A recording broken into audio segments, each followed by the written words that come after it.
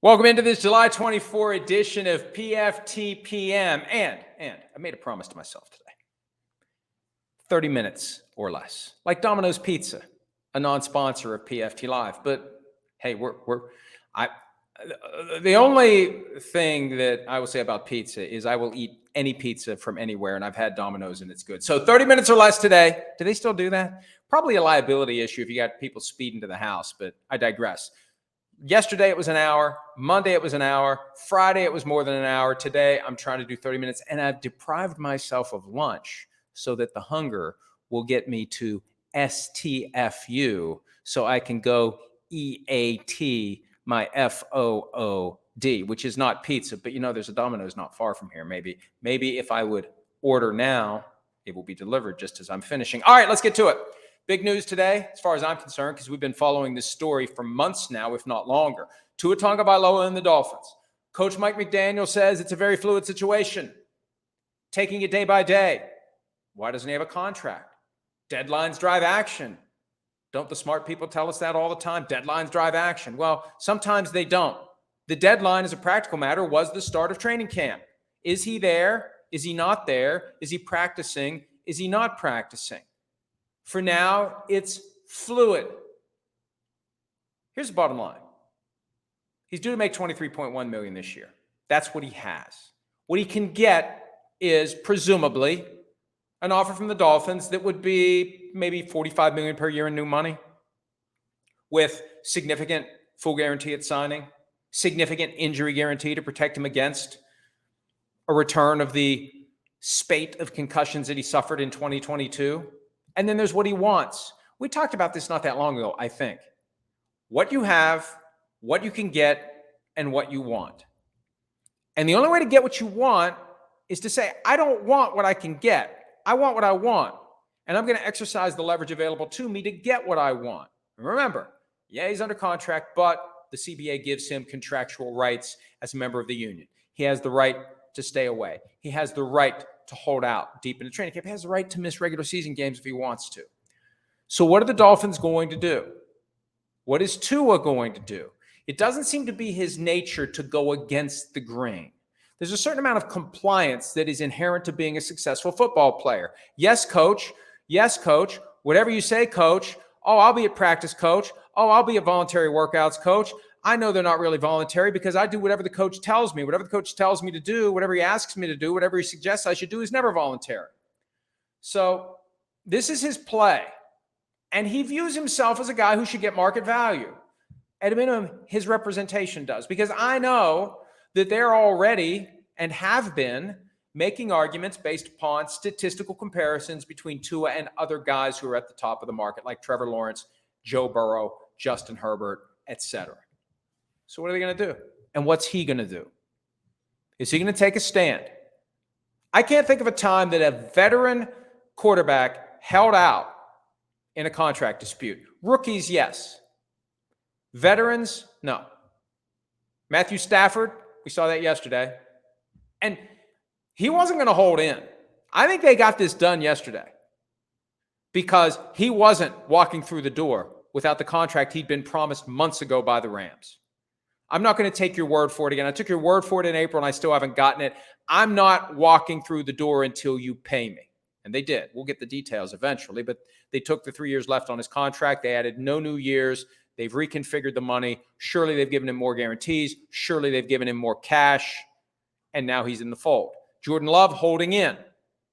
We'll see when he gets his deal. Tua, he might have to hold out. And the other thing about Tua possibly holding in, I didn't love the comment from Tyreek Hill that he expects that Tua will practice because he's so competitive.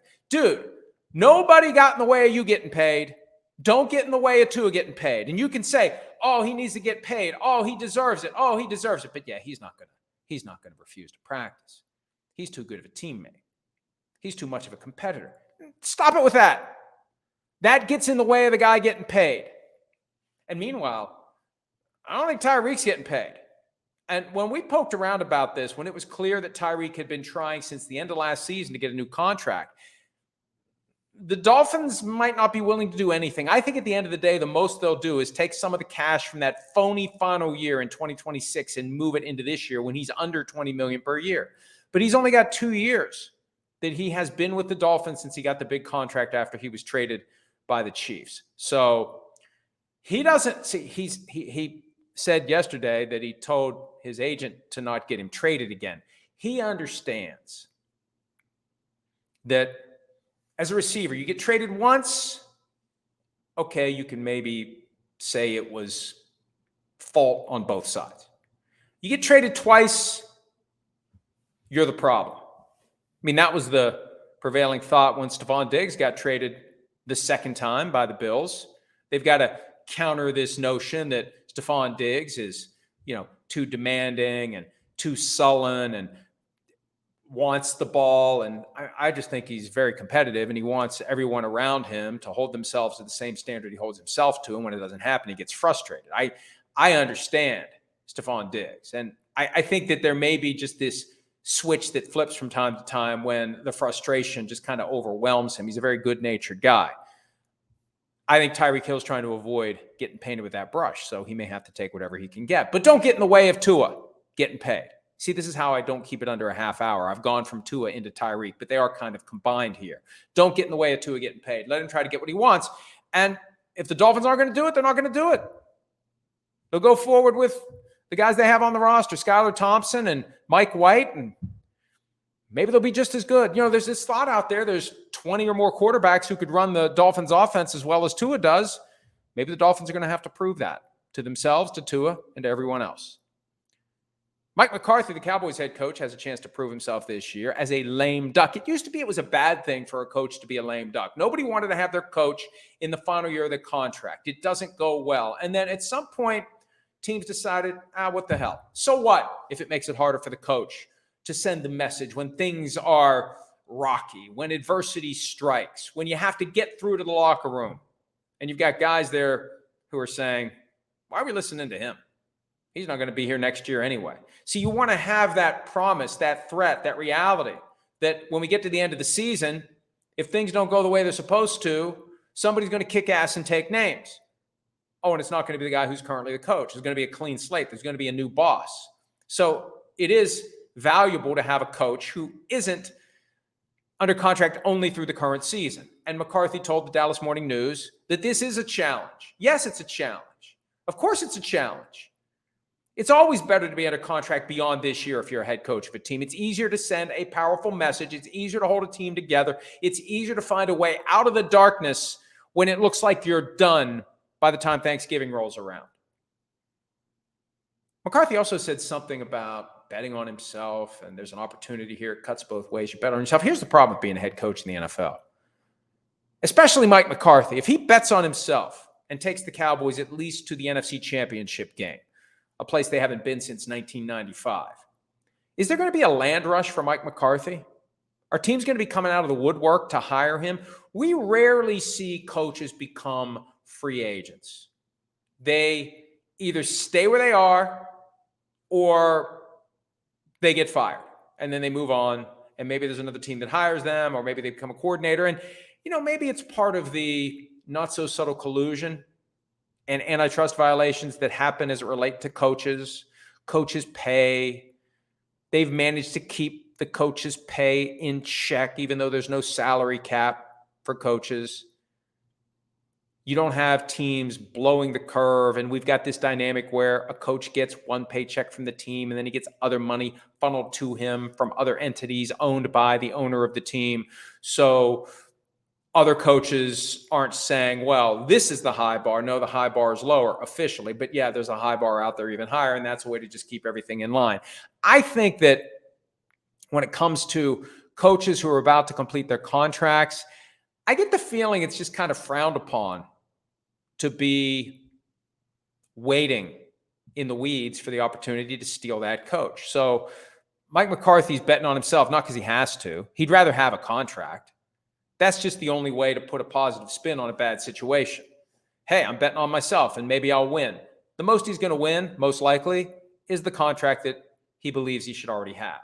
And what Jerry Jones should have just done, frankly, after they were embarrassed at home by the Green Bay Packers to cap the 2023 season in the wild card round of the playoffs. He just should have fired Mike McCarthy. But for as much money as Jerry Jones has, if we didn't learn it this week with the trial that ultimately, although it would have been very entertaining, ultimately the Jerry Jones paternity contract breach of confidentiality agreement case went away, disappeared before he actually got on the witness stand.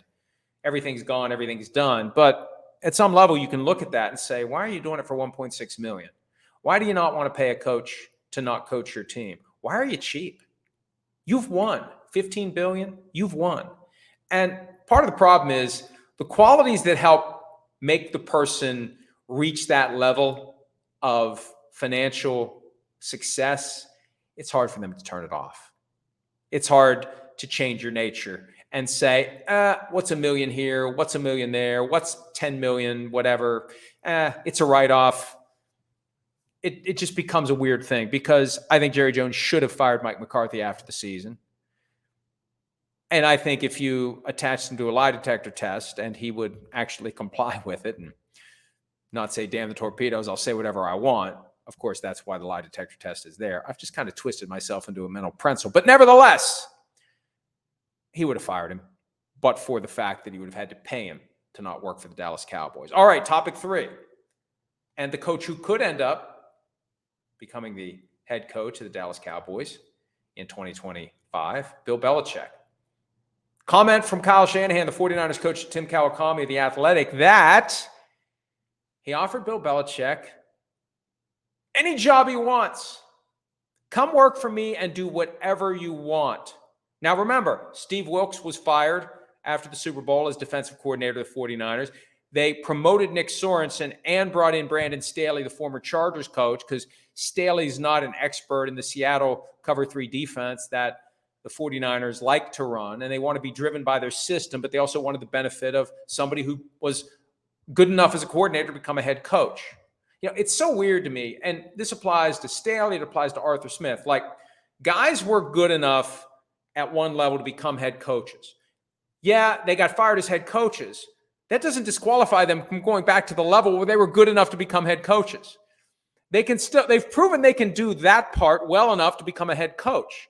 Just because it didn't work out as a head coach doesn't mean they're worthless as coordinators or whatever Staley's title is, because he's really not the coordinator. But if that's the job Belichick would have wanted, he would have gotten it. Coordinator, he would have gotten it. Anything he wanted. And that just shows that Kyle Shanahan is sufficiently secure in his competence to not be threatened by having Bill Belichick there. And what a combination they would have been. Shanahan in charge of the offense, Belichick in charge of the defense. Holy crap, what the 49ers could have had. But Belichick wasn't interested. I'd love to know how far along it went. As I pointed out in the item last night at PFT, if the Patriots really want to be aggressive, they could take the argument that Belichick had a chance to earn some of the money that he's going to get paid by the Patriots this year, and that money the Patriots owe him would have been offset by whatever Belichick would have gotten from the 49ers. If it actually progressed to the point where they made an offer, $5-6 million, I don't know, what would you offer Bill Belichick to come in and just, if you're an offensive coach and your defense has let you down, how much would you offer Bill Belichick to come in? Now, you wouldn't have to offer much because the Patriots are paying the difference, but did they put a number on the table?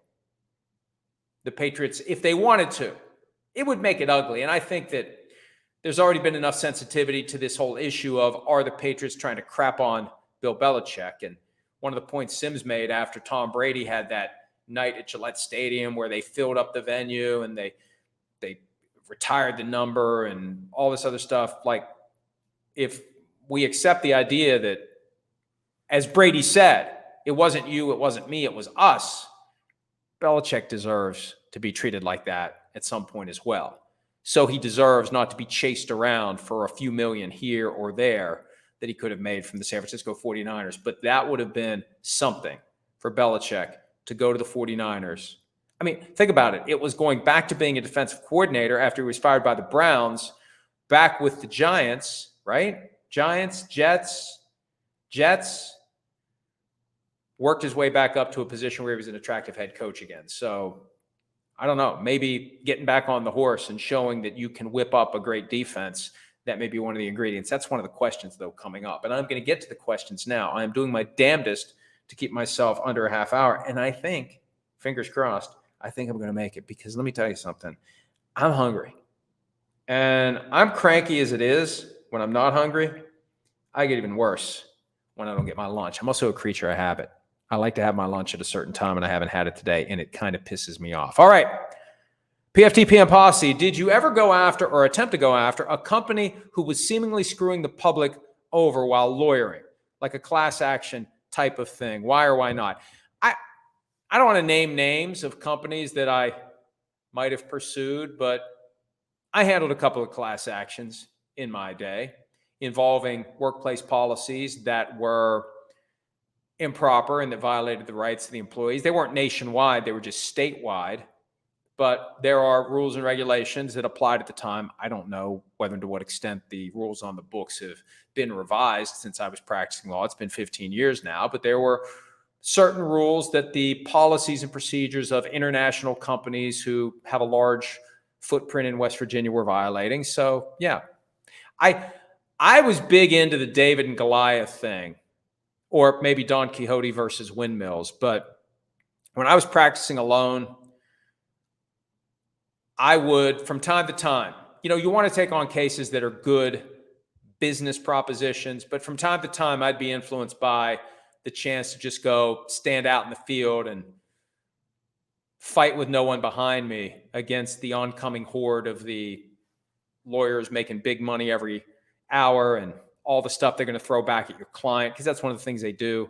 It's never about what they did. They try to make it about your client. They have the playbook. I used to have the playbook. I used to work at a firm that runs the playbook. So I know what they did. I know how they do it.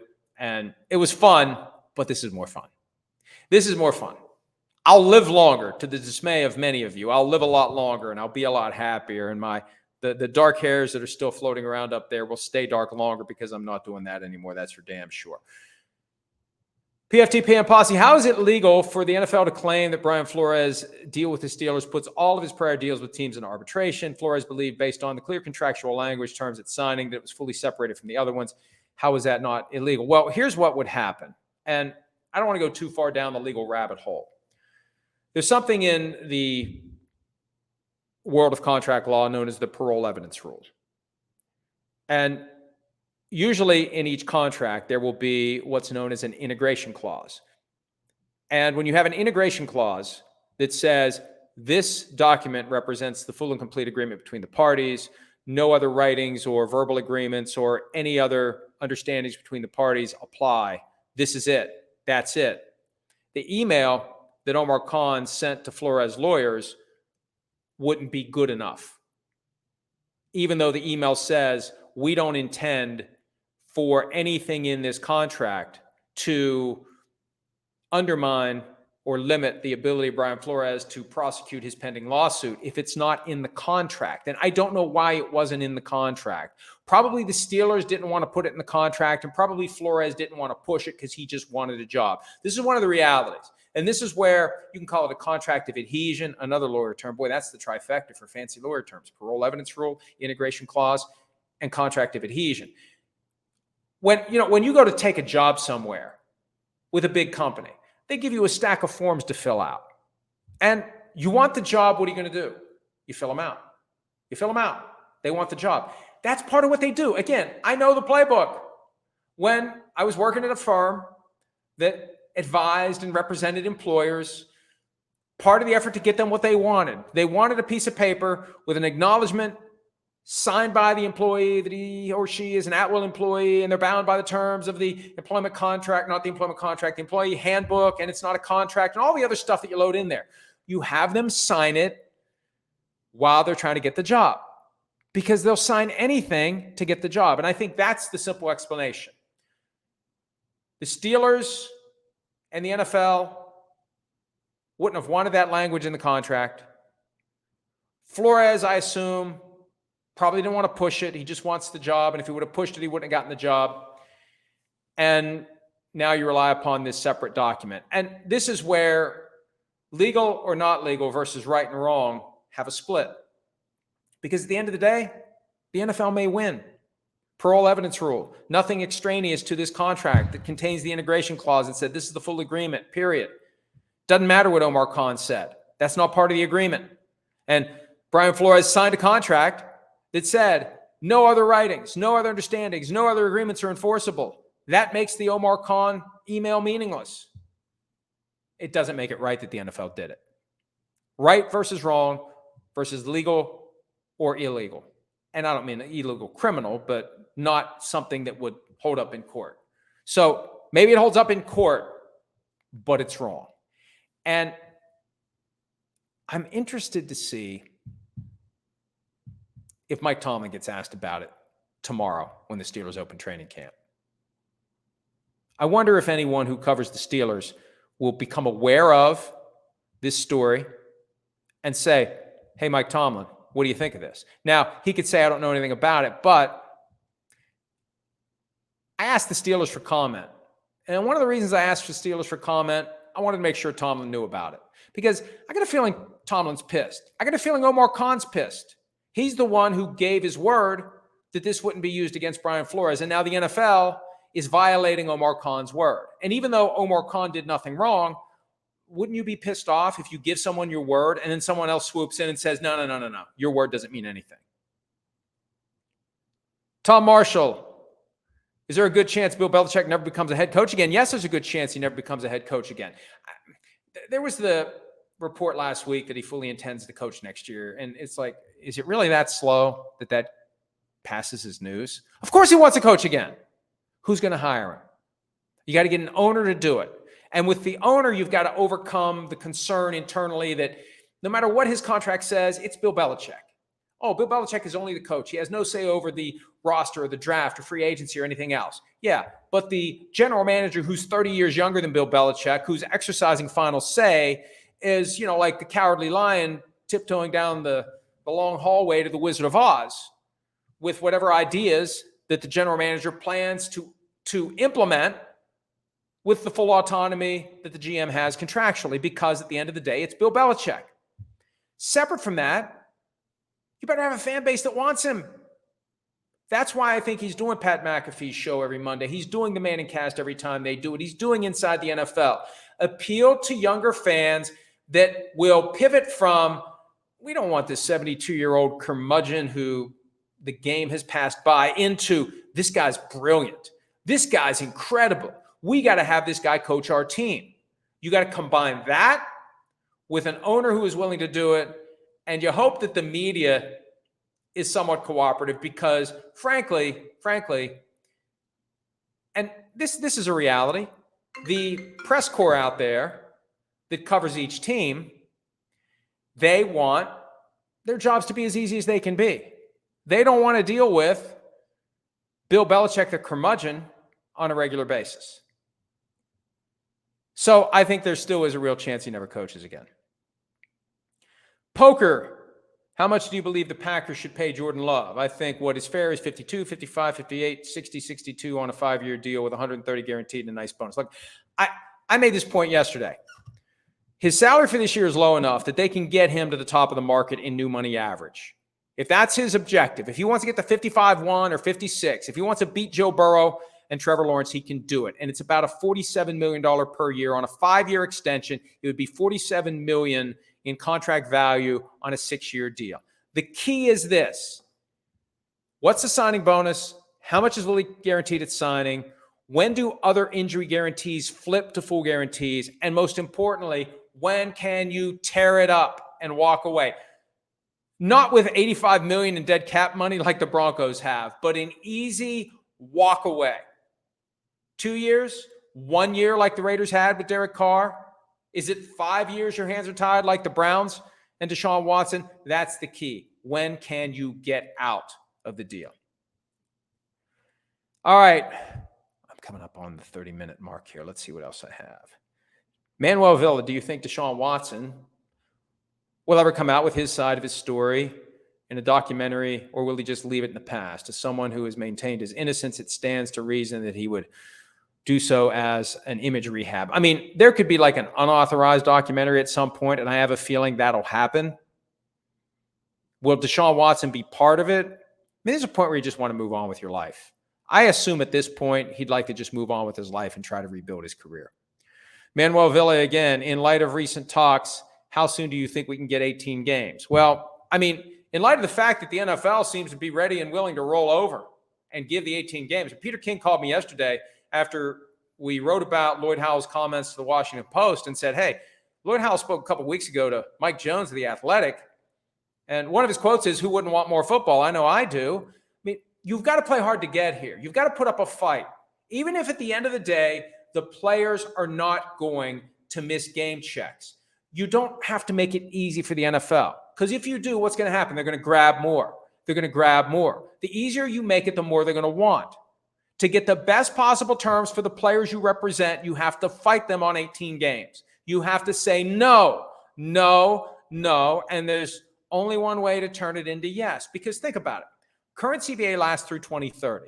Now we get to the expiration of the CBA. The NFL wants 18 games. We'll lock you out until we get it. That's a different analysis than what does it take to make it happen now?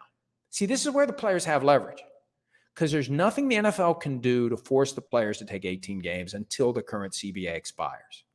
If they want to entice them to do it early, that's where the union can get a lot of stuff. And I guarantee you, the more that Lloyd Howell makes it seem like it's a done deal and everybody thinks it's a done deal, the harder it's going to be to get the best possible deal. So, I don't know. Look, it would impact the schedule. It would impact the dates of Super Bowls. I think at a minimum, it would be 2 years. 2027 would be the earliest. I don't know. But if they really want to do it, they'll make it work because as the union chief acknowledged, who doesn't want more football? I know I do. All right. Going to land the plane. I got 8 seconds left before I hit the 30-minute mark. So with that, I'm going to say thanks for some of your time. Check us out around the clock at profootballtalk.com, and I am going to go eat my lunch. Have a great Wednesday.